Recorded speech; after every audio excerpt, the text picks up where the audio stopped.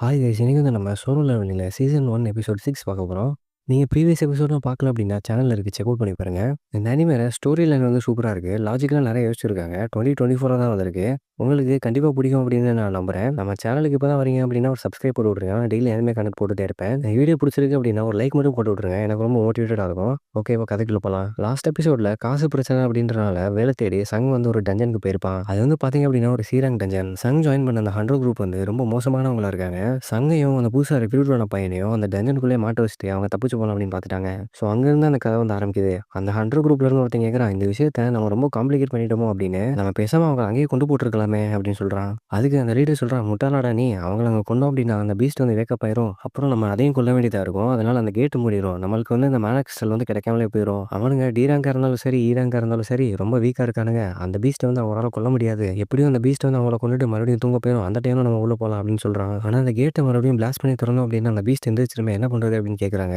அதுக்கு இன்னொரு வழி இருக்கு. மேல வந்து ஒரு சின்ன பேசேஜ் இருக்கு. நம்ம அது வழியா போயிடலாம் அப்படின்ட்டு அவன் சொல்றான். இந்த பிளான் எதுவுமே ஒர்க் அவுட் ஆகல அப்படின்னா, அந்த புதுசா ரெக்ரூட் ஆனால ஜினோ அப்படின்ற ஒரு பையன், அவனோட எக்யூப்மென்ட் மட்டுமே hundreds of millions of dollars வரும். அதையாவது நம்ம எடுத்துட்டு இங்கிருந்து கிளம்பிடலாம் அப்படின்னு சொல்றான். சரி இருங்க பார்க்குறேன், அவன் எந்த வெல்த்தி ஃபேமிலியில இருந்து வந்திருக்கான் அப்படின்னு அவனோட ஃபோனை நோண்டி பார்க்குறான். அவனுக்கு 2 பேரால கண்டிப்பா இங்கிருந்து தப்பிக்கவே முடியாது அப்படின்னு அவன் நினைக்கிறான். இங்க உள்ள பார்த்தீங்க அப்படின்னா ஜினோவும் சங்கும் தனியா மாட்டிக்கிட்டாங்க. அவங்க வந்து பேசிக்கிறாங்க. அட்லீஸ்ட் ஒரு பீராங் ஹண்டர் அப்படி இல்லைனா ஸ்கில்லான சீராங் ஹண்டரால மட்டும் தான் அந்த பீஸ்ட்டை வந்து தனியா அழிக்க முடியும். நம்மளால அதை தனியா அழிக்க முடியாது. வாங்க இருந்து போயிடலாம் அப்படின்னு சொல்றான். சங்கும் சிச்சுவேஷனை புரிஞ்சுக்கிட்டான். அவன் சொல்றது கரெக்ட் தான் அப்படின்னு அவனும் ஒத்துக்கிறான். என்னதான் நான் வந்து டெவலப் ஆகிட்டே இருந்தாலும் இந்த பீஸ்ட் அழிக்கிறதுக்கு எனக்கு இப்போதைக்கு பவர் இல்லை. இதுக்கு முன்னாடி சண்டை போட்ட பீஸ்ட் அந்த பாம்பா இருந்தாலும் சரி, அந்த கோலமா இருந்தாலும் சரி, ரெண்டுமே சி ரேங்க் அப்படி இல்லைனா டி ரேங்காக தான் இருந்திருக்கு. ஆனா நான் இப்போ ஃபேஸ் பண்ணிட்டு இருக்கிறது வந்து ஒரு சி ரேங்க் பீஸ்ட். ஆனா என்னதான் சி ரேங்கா இருந்தாலும் எனக்கு அதை ஃபேஸ் பண்றதுக்கு பயமே இல்லை. அவன் கரண்ட் லெவல் வந்து 18ல இருக்கு. சரி வாடா பார்த்துக்கலாம் அப்படின்ட்டு அந்த பீஸ்ட் அடிக்க போறான். இது நடந்துட்டு இருக்க சமயத்துல வெளியில ரியல் வேர்ல்ட்ல பார்த்தோம் அப்படின்னா பாஸ் வந்து காட்டுறாங்க. அவர் வந்து கார்ல போயிட்டுருக்காரு. நல்லா ரிச்சான பாஸ் தான். ரொம்ப வெல்தியாவே இருக்காரு அவரு. அவரு சொல்றாரு, "நான் டிரைவர்ட்ட கன்டினியூஸா மீட்டிங் கவர்ன்மெண்ட் அஃபிஷியல்ஸ், மீடியா அப்படின்னு ரொம்ப டயரிங்கா போயிட்டுருக்கு.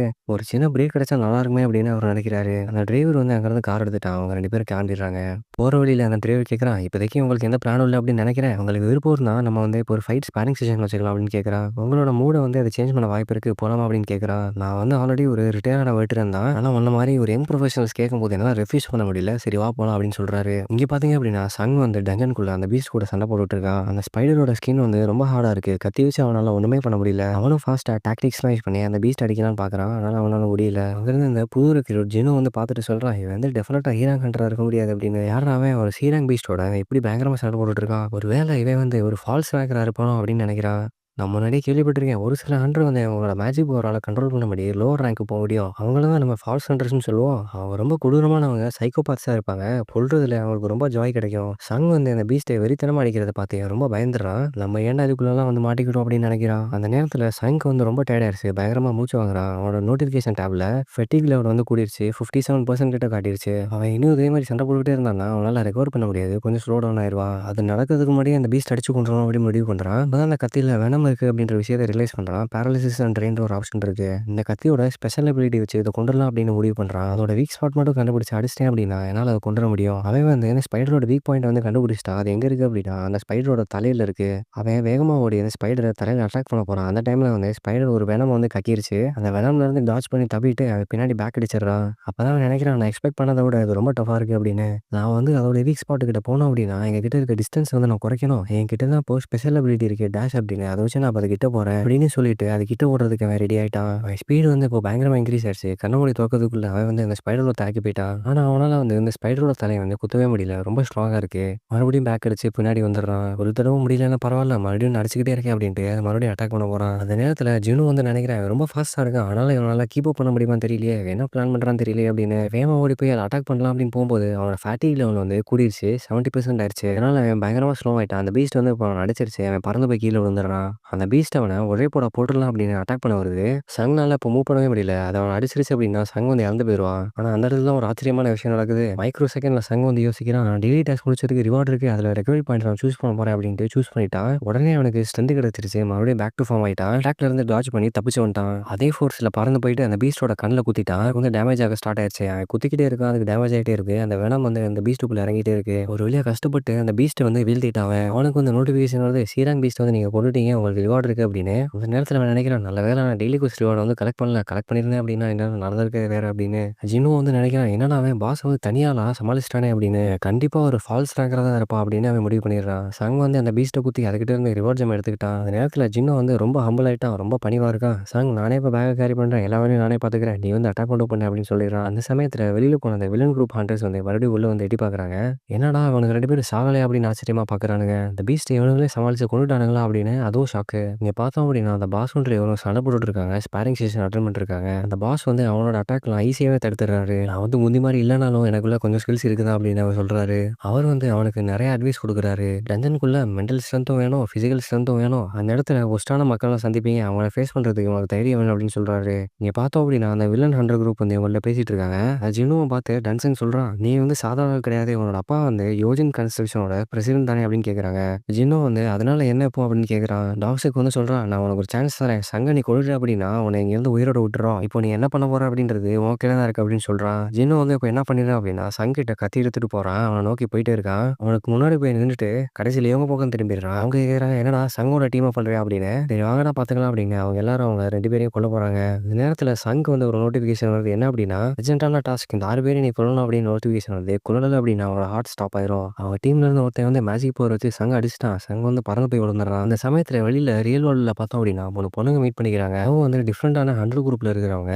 ரொம்ப நாள் கழிச்சு இப்போ தான் மீட் பண்ணிக்கிறாங்க. சரி அவங்க காஃபி சாப்பிட போகலாம் அப்படின்னு காஃபி ஷாப் போய் காஃபி சாப்பிட்றாங்க. உட்காந்து பேசிட்டே இருக்காங்க. அவன் இப்போ ஒயிட் ஏகர் கில் என்னாச்சு அப்படின்னு ஒருத்தி கேட்குறான். அதெல்லாம் ஒன்றும் இல்லை, வழக்கம் போல தான் அப்படின்னு சொல்றான் அவன். அப்புறம் 100 கில் எப்படி இருக்குன்னு அவ கேட்குறா. அதுக்கு இன்னொருத்தவ சொல்றான், ஏன் அதே விஷயம் தான், புதுசாக எந்த மாற்றமும் இல்லை அப்படின்னு. ஆமா நீ வந்து ஏரான் கஞ்சன் ட்ரைனிங்லாம் போனல, எப்படி போச்சு அப்படின்னு கேட்குறா. அதுக்கு சொல்றான், நல்லா தான் போச்சு, அது சீக்கிரமாவே முடிஞ்சிருச்சு. நாங்க வந்து ஏரான் பீஸ்ட்டை கொல்றதுக்கு ரொம்ப ஸ்ட்ரகிள் பண்ணிட்டு இருந்தோம். ஆனால் அங்கே ஒருத்தி வந்து ஈஸியாக அசால்ட்டாக கொண்டுட்டா.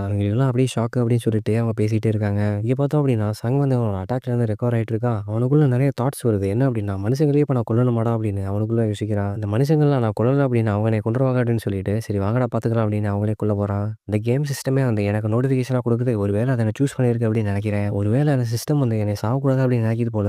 இந்த மாதிரி மனுஷங்க கிட்ட பாவமே பார்க்கக்கூடாது அப்படின்னு அவன் முடிவு பண்ணுறான். அவன் உடனே அங்கிருந்து எதிர்த்து நின்று அவங்க கிட்ட நடந்து போகிறான். அவனை பார்த்துக்கலாம், உண்மையான ஹண்ட்ரஸ் நான் இப்படி தான் சண்டை போடணும் அப்படின்னு அவங்கள்ட்ட பேசிகிட்டே போகிறான். அவங்க டீம்ல இருந்து ஒருத்தன் வந்து தோல் மேலே கையை போட்டு கேட்குறான், என்னுடைய சுச்சுவேஷனே புரியாமல் இருக்கேன். நாங்கள் டி ரேங்க் சி ரேங்க் ஹண்ட்ரஸ் எல்லாம் இருக்கோம், அதனால் இ ரேங்க் என்ன பண்ண முடியும் அப்படின்னு. அங்கே வந்து கொஞ்சம் கூட யோசிக்காம இன்வென்ட்ரியிலேருந்து அவன் கத்தி எடுத்து அவன் கழுத்து ஒரே போட போட்டுறான். தலை வந்து துண்டா போயிருச்சு. இதை பார்த்த உடனே எல்லாரும் ஷாக் ஆகிறாங்க. ஒரு ஆளாக அவன் அட்டாக் பண்ண ட்ரை பண்ணுறாங்க. அவன் வந்து எல்லாத்தையும் கொண்டுறான். நோட்டிஃபிகேஷனில் வந்து 5 அவுட் ஆஃப் 6 அப்படின்னு காட்டுது. இன்னமும் பாக்கி இருக்குது வந்து டன்ஷாங் மட்டும்தான். அவன் நினைக்கிறான், ஏன்னா அவன் எல்லாத்தையும் அடிச்சு கொண்டுட்டானே அப்படின்னு. இவங்க எல்லாத்தையும் அடிச்சு கொண்டாடல, என்னை அவன் ஈஸியாக அடிச்சிட முடியும் அப்படின்னு நினைக்கக்கூடாது. அவன் ஆல்ரெடி இந்த பீஸ்ட் எல்லாம் கொண்டிருக்கான். இப்போ அந்த அண்டர்ஸ் வேற கொண்டிருக்கான். அவன் வந்து இந்த கத்தியோட பவர் வச்சு என்னை கொண்டுடலாம் அப்படின்னு நினைக்கிறான். ஆனால் அதுதான் முடியாது.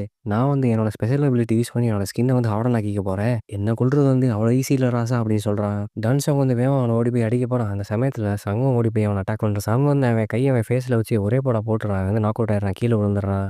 டான்ஸாவுக்கு வந்து இப்போ கொஞ்சம் பயம் வந்துருச்சு. அவன் வந்து இப்போ கெஞ்ச ஆரம்பிச்சிட்டான். அங்கே இருக்கிற எல்லா மேனகிஸ்டும் நீ எடுத்துக்கோ, நான் உனக்கு காசு தரேன், பணம் தரேன், என்னை உயிரோட விட்டுறான் அப்படின்னு சொல்கிறான். அதுக்கு சங் சொல்கிறான், இது வரைக்கும் நீ என்னைய 3 தடவை கொள்ள ட்ரை பண்ணியிருக்கேன், உன்னை எப்படிடா உயிரோட விடுறது அப்படின்னு கொஞ்சம் கூட யோசிக்காம அவன் தலையை துண்டா வெட்டி அவனே கொண்டுறான். அவனை கொண்ட உடனே அவனுக்கு குவெஸ்ட் கம்ப்ளீட்டட் அப்படின்னு நோட்டிஃபிகேஷன் வருது. அவங்க அந்த டஞ்சன் விட்டு வெளியில் வர உடனே 100 அஃபிஷியன்ல இருந்து மிஷனோட ரிவ்யூ எடுக்கிறதுக்காக வராங்க.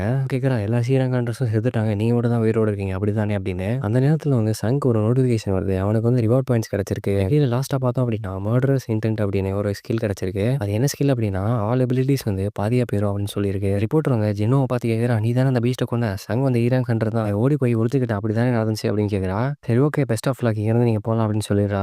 அந்த நேரத்தில் மழை பெய்யுது. அப்போ வந்து சங் நினைக்கிறான், நல்ல வேளை என் தங்கச்சிட்டு எனக்கு அம்பர்லா கொடுத்து விட்டேன் அப்படின்னு. நீ பார்த்தோம் அப்படின்னா சிட்டிக்குள்ள பெரிய பில்டிங்கில் ஒரு ஆளை காட்டுறாங்க. இதோட இந்த எபிசோட் வந்து முடிஞ்சிருது. அடுத்து என்ன நடக்குது அப்படின்றத அடுத்த எபிசோடில் பார்க்கலாம். தேங்க்யூ ஃபார் வாட்சிங் திஸ் வீடியோ.